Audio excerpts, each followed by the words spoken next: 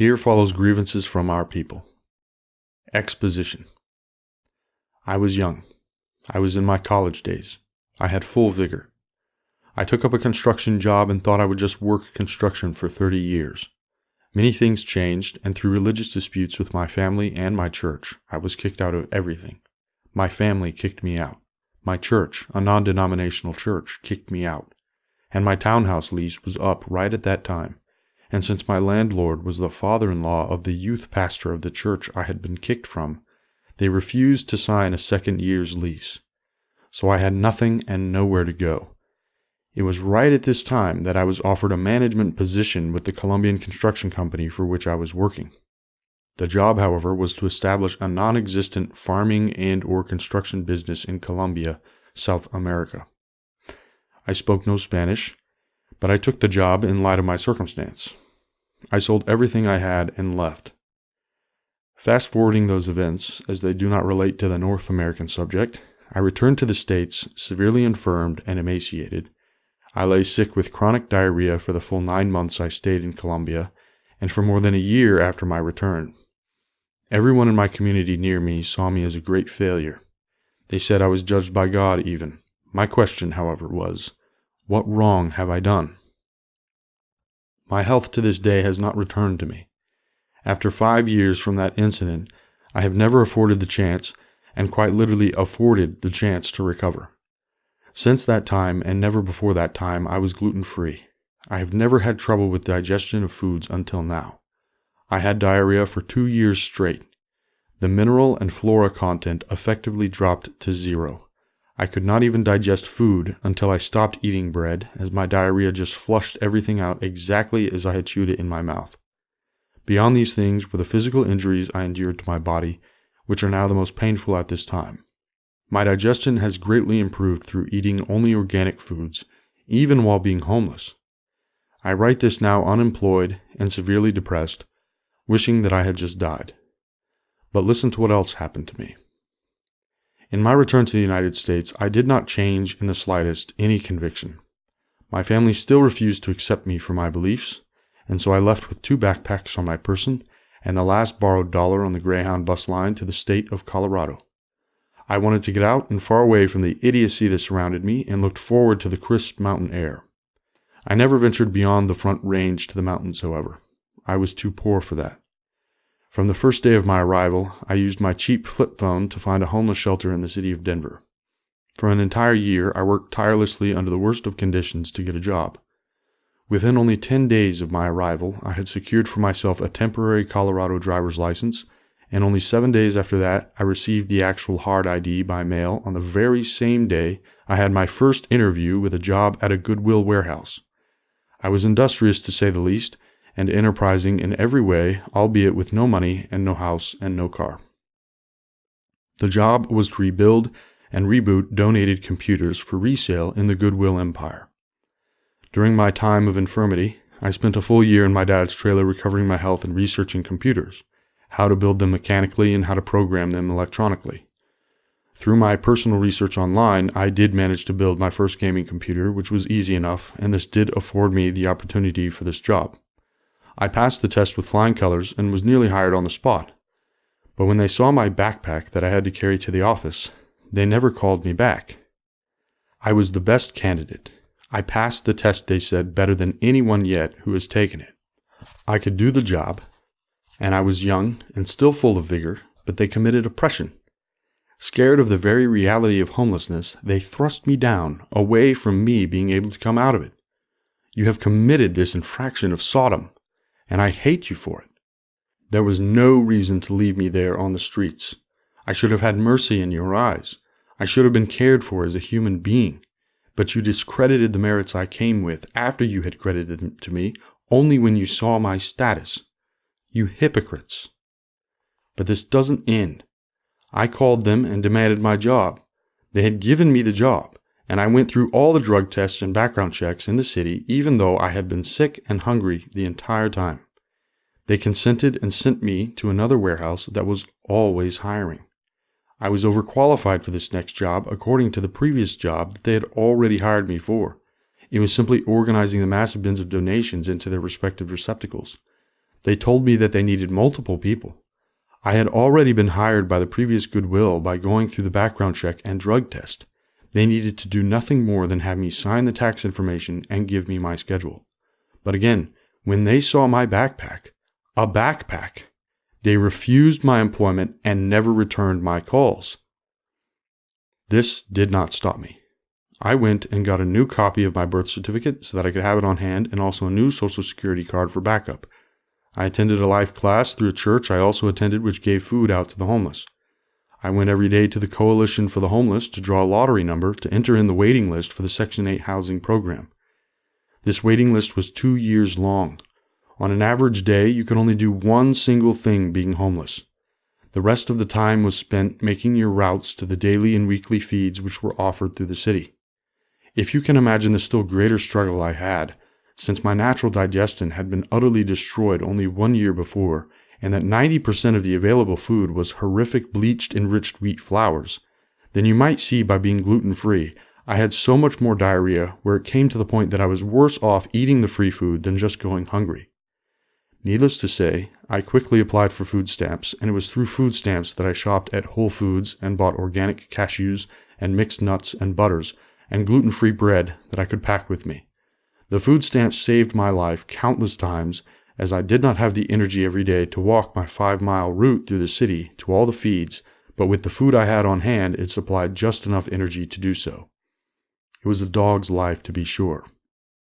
I stuffed my face and ate so much not only because my backpack was 30 to 65 pounds on any given day, but also that I had no idea whether I would eat again that day, and a carbless diet leaves one with very little energy. Just imagine the first 2 weeks I spent carrying both of my backpacks before I found storage at St. Francis Center. Needless to say, we all struggle in life, right? What is mine to yours? I should not complain. Am I right? Cited. Righteous are you, O Yahweh, when I complain to you. Yet I would plead my case before you. Why does the way of the wicked prosper? Why do all who are treacherous thrive? I loathe my life. I will give free utterance to my complaint. I will speak in the bitterness of my soul. Nevertheless, I am an example to you. As I have done, so shall it be done to you. Therefore listen to what else happened. Cited. Say, I am a sign for you. As I have done, so shall it be done to them. They shall go into exile, into captivity. There are certainly different levels of homelessness, even amongst the homeless. These are the aged and legally infirmed, who receive government funds to live. They live as living may be done homeless. They get up and leave in the early mornings, grab the food they desire from the store, go back to the shelters in the evenings, and do it all over again. Day in and day out, these people have it handed to them from the government. They are the enabled. They are the ones who we have helped. But this is all false. They are the very ones who just have no prospect for society anyway. They will forever just take and take and take, and have been ultimately sustained by a promise from the government that they can live this way. These people are also generally disgusting and not groomed. They are usually fat, or old, or crazy, or lame, or had drug history, and have been made delinquent by it. But here I am, quite a handsome young man, and I can't get a freaking bone. Well did Ezekiel prophesy. You have profaned me among my people for handfuls of barley and for pieces of bread, putting to death souls who should not die, and keeping alive souls who should not live, by your lying to my people who listen to lies. So you have done, O America. So you have done. In order to keep my rapid pace of progress through the city while being sick, I sustained myself in a quasi-health state, eating 4 cloves of organic garlic a day and 4 organic limes or lemons. My body was so close to the edge that when I drank a half cup of coffee with honey, it sent my body into shock, and I had to lay down prone on the floor, unable to even breathe. This happened during one of these life classes I was taking at church. The teacher of the life class actually made trouble with me for not doing my community service assignment that day. I am nearly seizing on the floor, unable to stand, and she actually maligns my character for attending the class just on a hope that I might find a contact to get a job. She knew I was homeless and had previously lauded me for my industriousness. Yet here somehow she loses her wherewithal to treat me as some slave of hers. Still no mercy from you? Has your love frozen over by now, and is it altogether too late? Now, if you will believe me in this story, I actually had the great fortune of being expedited into the Section 8 housing program by a rare chance. I was sitting in the coalition as usual, waiting for the lottery to start, when a man came up to me and asked me if I was homeless. I looked at him over my backpack in a sickly expression and said, yes. He then offered to speak with me in private, and what he told me was remarkable. The government had a surplus of funds for families in the Section 8 program, but there were not enough families needing or taking advantage of it, so he had seen me coming in every day and took notice of me and offered to put me in the program instantly, since he believed I had a good spirit about me. He thought that I would be a success, basically, and worked the books to make me covered through the family's program. It seemed like a great big bone being thrown to me. This actually happened right as I had my interview for the second Goodwill warehouse job, and this was the primary reason for him being able to take me into the program, as the program only supplements payment for rent, and it will not pay utilities. Thus, the promise of this job made this caseworker feel all the more confident in my ability to succeed. So in one day, I skipped a 2-year-long waiting list and was online in the library searching for and calling up every Section 8 apartment available. I was given a sheet of paper which held the contacts of every known Section 8 approved apartment complex and the information of a separate building which could offer services to Section 8 participants. I called every single contact on the list, and out of the 100% there, at least 50 of them no longer had working numbers, and out of the 50 that I did reach, no longer supported Section 8. Needless to say, I went to that separate office for help and found that office only gave me another outdated piece of paper. You again have not aided the poor and needy. Cited. What good is it, my brothers, if someone says he has faith but does not have works? Can that faith save him? If a brother or sister is poorly clothed and lacking in daily food, and one of you says to them, "Go in peace, be warmed and filled," without giving them the things needed for the body, what good is that? So also faith by itself, if it does not have works, is dead. The Section 8 program most certainly was a failure. It only offered its promise of supplemental income for 60 days. And while I seemed to have the great fortune of acquiring the government's aid, it fell flat. For I did certainly have the great misfortune of contracting food poisoning during this time from a stew of old bison meat that a church had cooked up while I was volunteering there and setting it up. As I was already sick and weak from not being able to recover from Columbia, and the daily weight of the streets, this nearly killed me, and I was hospitalized that night. Thankfully, I had secured Coloradan Z-grade medical insurance, or the hospital might never have admitted me. They took me in and gave me trouble in the ambulance, saying that I should have called a cab when I was ready to die of fever, thirst, and weakness. They had no mercy for me as well. Even when it is your job, O America, you fail. They strapped me in and gave me 5 liters of saline solution in the hospital, and I seriously saw before my eyes my face become puffed out and whole again, as though nothing had ever happened to me. I touched my face looking through the mirror, appalled. I knew that I was going to die of this food poisoning. It was devastating, but the doctors had no mercy. They said they could not keep me for a week, not even overnight. They sent me that same night at 1 a.m. right outside. I had to walk all the way back, about 1 to 2 miles to the shelter, lest I die outside, carrying my 30 to 65-pound backpack of precious life-saving material. The next day, I spent in torment, gorging myself on garlic and limes. Thankful even for this fortune I had. I tried in vain to get what is called a respite bed, but it takes too long to process the paperwork to get into the program. However, in my dire state, I walked back to the hospital and admitted myself for more saline. At this time, I cried. I cried to them, saying, "You will see my face on the news. I am telling you now, I am going to die. Please give me a respite bed." And with blinking expressions, they refused me.